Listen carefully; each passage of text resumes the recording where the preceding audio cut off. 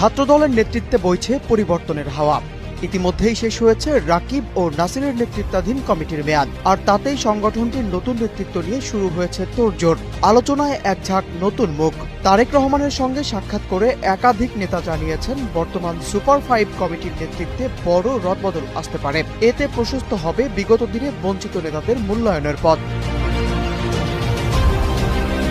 দলীয় সূত্রে জানা গেছে, বিএনপির ভারপ্রাপ্ত চেয়ারম্যান তারেক রহমান সাংগঠনিক কাঠামোতে বড় রদবদলের ইঙ্গিত দিয়েছেন। তিনি চাচ্ছেন যোগ্য, ত্যাগী এবং তরুণ মেধাবীদের হাতে ছাত্রদলের আগামীর দায়িত্ব তুলে দিতে। এই লক্ষ্যে 9 মে ঢাকার কৃষিবিদ ইনস্টিটিউটে যুবদল, স্বেচ্ছাসেবক দল ও ছাত্রদলের শীর্ষ নেতাদের নিয়ে এক বিশেষ মতবিনিময় সভার ডাক দিয়েছেন।